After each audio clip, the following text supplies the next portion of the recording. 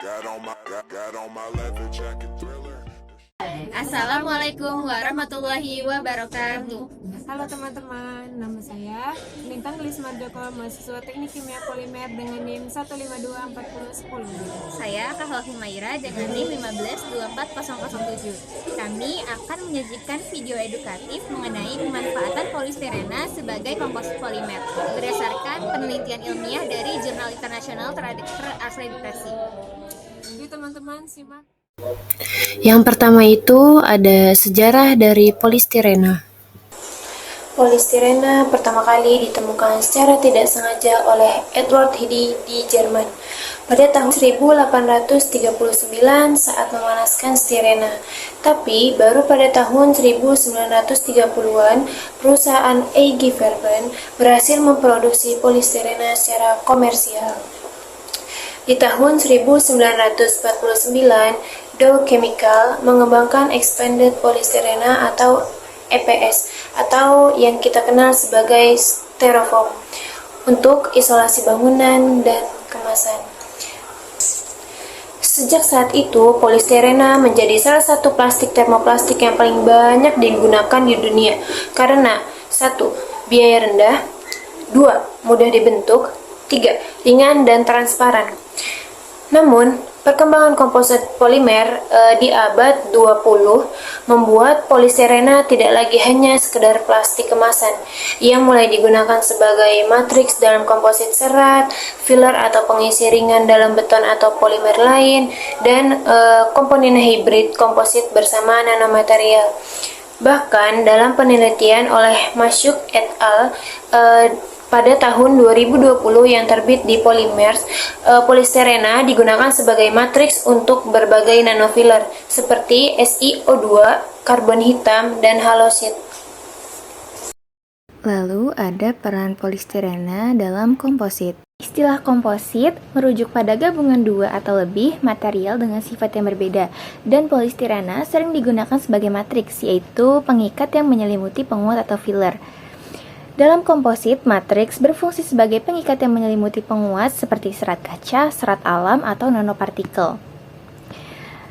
Seperti ditunjukkan dalam jurnal Mosky Look tahun 2020, polistirena dapat dikompositkan dengan berbagai nanopartikel untuk meningkatkan kekuatan mekaniknya. Polistirena cocok sebagai matriks karena yang pertama, polistirena merupakan polimer termoplastik, yang artinya polistirena dapat dilelehkan dan dicetak ulang. Kemudian yang kedua, proses melt compoundingnya mudah dilakukan di kurang lebih 200 derajat Celcius. Kemudian polistirena itu ringan, yang artinya ideal untuk aplikasi otomotif dan elektronik. Kemudian ada kelebihan dari polistirena sebagai matriks. Yang pertama, biaya produksinya rendah. Yang kedua, transparan, bisa untuk aplikasi estetik. Yang ketiga, cocok untuk berbagai filler, nano maupun makro. Kemudian, cocok untuk injection molding. Selanjutnya, ada kekurangan utama dari polistirena. Yang pertama, rapuh. Jadi polistirena itu butuh penguat atau filler untuk tahan benturan. Yang kedua, adhesinya lemah sehingga filler harus dimodifikasi permukaannya. Yang ketiga, stabilitas termalnya terbatas, lunak di atas 80 derajat Celcius. Kemudian ada low predictability, yang artinya hasil uji bisa bervariasi karena aglomerasi filler menurut Mosky Look tahun 2020. Kemudian yang terakhir ada rentan UV dan kelembapan.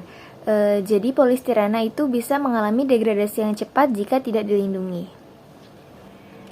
Dalam penelitian Mosky Look tahun 2020, polistirena digunakan sebagai matriks utama dalam komposit dengan tambahan 6 jenis filler yang berbeda.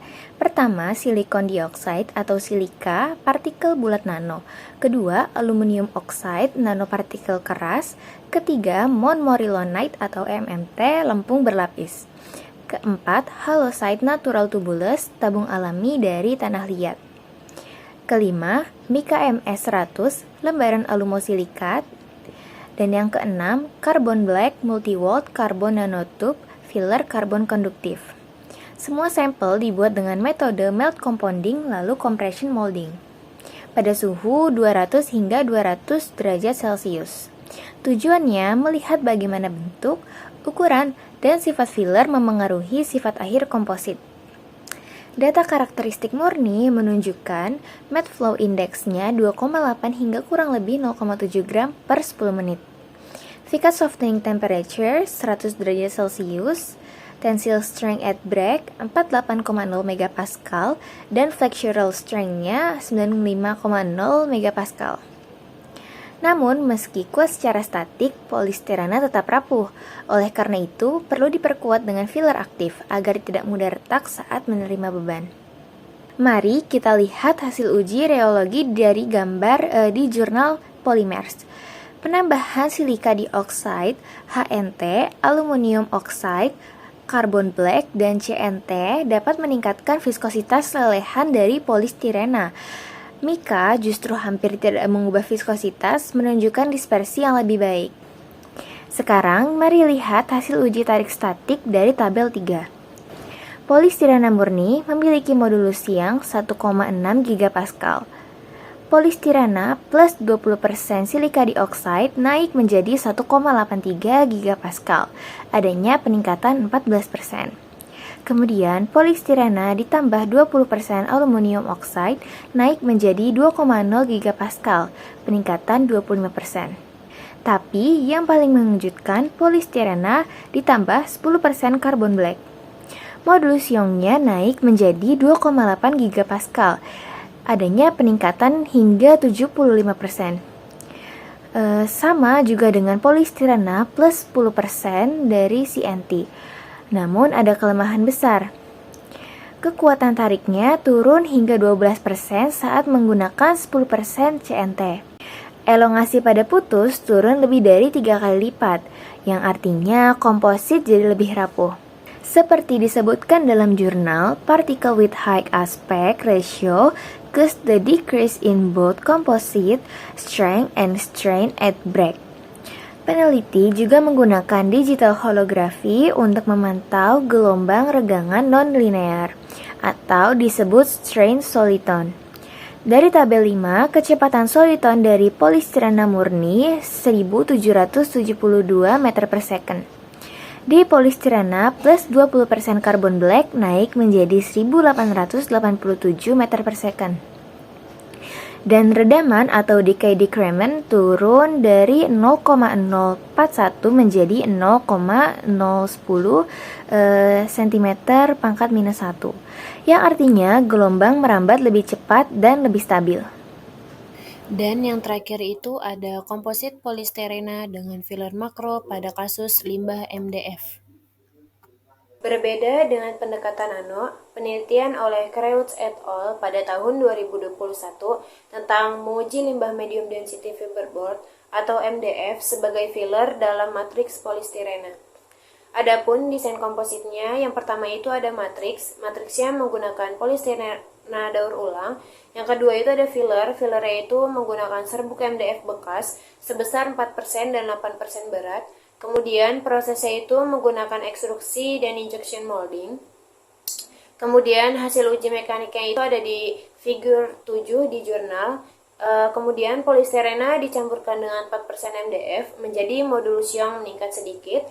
Kemudian polistirena ditambahkan 8% MDF, modulus Young tetap sekitar 2 GPI.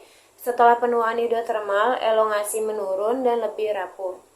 Kelebihannya yaitu yang pertama, ramah lingkungan atau daur ulang limbah kayu. Yang kedua, meningkatkan stabilitas termal polistirena. Yang ketiga, biaya rendah. Adanya kelebihan pasti mempunyai kekurangan. Kekurangannya yaitu yang pertama, ada adhesi lemah antara MDF dan polistirena karena bersifat polar versus non-polar. Yang kedua, butuh compatibilizer seperti MA, G, dan PP. Yang ketiga, degradasi setelah paparan UV. Dan yang keempat itu kelembapan. Seperti disebutkan di dalam jurnalnya, yaitu greater roughness and cracks were observed adhesion between components is impaired after UV irradiation. Kemudian ada kegunaan dari polistirena. Salah satu industri yang paling agresif mengadopsi komposit ringan adalah industri otomotif. Mengapa? Karena setiap kilogram bobot yang dihemat bisa mengurangi konsumsi bahan bakar hingga 6-8%. Komposit polistirena sangat cocok karena ringan, mudah dicetak, dan biaya produksinya rendah. Contoh nyata penggunaannya yang pertama ada panel pintu interior yang berbahan dari polistirena ditambah serat alam seperti rami atau kenaf ditambah filler ringan. Keuntungannya dapat meredam suara, ringan, dan estetis. Produsen seperti Toyota dan BMW sudah mulai uji coba panel semacam ini. Yang kedua ada dashboard dan trim interior. Bahannya dari polistirena plus silikon dioksida atau aluminium oxide. Keunggulannya, permukaannya halus, tahan gores, dan bisa dibuat transparan sebagian. Penelitian Moscailuk menunjukkan bahwa penambahan 10% carbon black meningkatkan modulus elastis hingga 75%, artinya jauh lebih kaku dan stabil. Yang ketiga, spoiler dan body kit ringan. Berbahan polistirena ditambah serat kaca atau karbon hitam. Tujuannya, desain aerodinamis tanpa tambahan bobot, cocok untuk mobil listrik yang butuh efisiensi energi maksimal. Yang keempat, lantai kabin atau floor underlay. Bahannya sandwich panel dengan inti IPS foam. Fungsinya redam suara mesin, insulasi panas, dan ringan. Digunakan di bus, truk, dan kendaraan listrik. Dan yang kelima ada cover lampu depan atau belakang. Berbahan polistirena transparan atau GPPS plus filler nano seperti HNT. Keunggulannya tahan benturan, transparansi terjaga, biaya lebih rendah dari PEC atau PMMA. Bahkan data dari jurnal Moscailuk menunjukkan bahwa PS plus 10% HNT meningkatkan modulus elastis dari 1,6 GPa menjadi 2,0 GPa. Peningkatan signifikan hanya dengan tambahan filler alami. Kemudian ada potensi di industri elektronik dan teknologi selain otomotif. Komposit polistirena ini juga punya masa depan cerah di industri elektronik. Yang pertama itu ada casing perangkat elektronik berbahan polistirena dicampurkan dengan carbon black. Fungsinya itu untuk anti statik dan mencegah kerusakan akibat listrik statis. Cocok untuk casing laptop, speaker, atau perangkat medis. Kemudian ada material konduktif dan shielding. Dengan penambahan CB atau CNT, polistirena ini bisa menjadi konduktif, digunakan sebagai pelindung elektromagnetik atau EMI shielding di smartphone atau drone. Kemudian ada sensor struktural atau smart composite karena sifatnya yang responsif terhadap regangan. Komposit polistirena dicampurkan dengan CB ini bisa digunakan untuk strain sensor alami. Bayangkan bodi mobil yang bisa merasakan benturan mikro dan memberikan peringatan otomatis. Menurut penelitian, menggunakan digital holografi, Creutz and Moscailuk telah membuktikan bahwa gelombang regangan di dalam komposit polistirena bisa dimonitor secara presisi. Artinya, kita bisa membuat material yang hidup. Kemudian ada potensi di konstruksi dan furnitur. Di sektor konstruksi dan furnitur ini, komposit polistirena menawarkan solusi ramah lingkungan dan hemat biaya. Yang pertama itu ada panel insulasi termal dan akustik. Bahannya itu menggunakan EPS sebagai inti sandwich dengan plat logam atau plastik. Digunakan di dinding, atap, atau ruang pendingin. Ini sangat efektif karena densitasnya rendah dan memiliki konduktivitas termalnya juga rendah. Yang kedua, ada beton ringan dengan agregat polistirena. Limbah EPS diganti sebagai pengganti kerikil. Hasilnya, beton lebih ringan, cocok untuk struktur atas gedung dan furnitur rumah ramah lingkungan. Bahannya itu menggunakan polistirena dicampurkan serbuk MDF atau limbah kayu, seperti ditunjukkan dalam jurnal Creutz et al. Komposit ini memiliki stabilitas termal baik dan bisa digunakan untuk meja, kursi, atau rak. Solusi cerdasnya itu ada dua jenis limbah, ada plastik dan kayu. Jadi satu menjadi produk yang bernilai tinggi. Yang keempat, ada plastik wood atau lumber sintetis, bisa digunakan untuk pagar, decking, atau furnitur luar ruangan. Memiliki sifat yang tahan air, tidak lapuk, dan tidak dimakan rayap. Dalam jurnal Creutzfeldt menyebutkan bahwa meskipun modulus yang sedikit turun setelah penuaan UV, material tetap layak dipakai untuk aplikasi non-estetik, seperti di pertanian atau di gudang.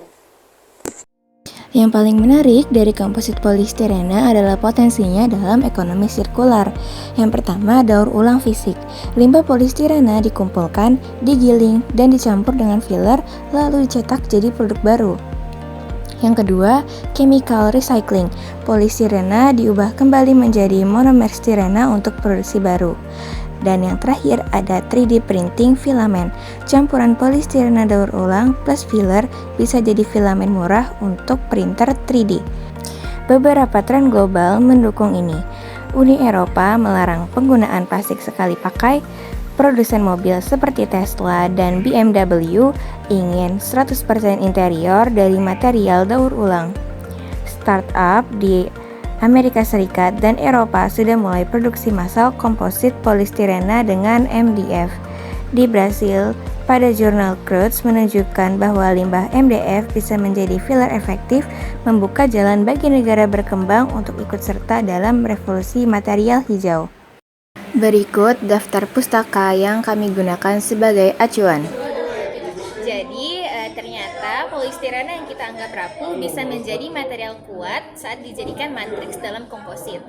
Berdasarkan jurnal tersebut, kombinasi polistirena dengan cerat menghasilkan komposit yang ringan, kuat, dan cocok untuk industri otomotif. Terima kasih telah menyimak. Jangan lupa like, Share, dan subscribe. Sampai jumpa di video selanjutnya.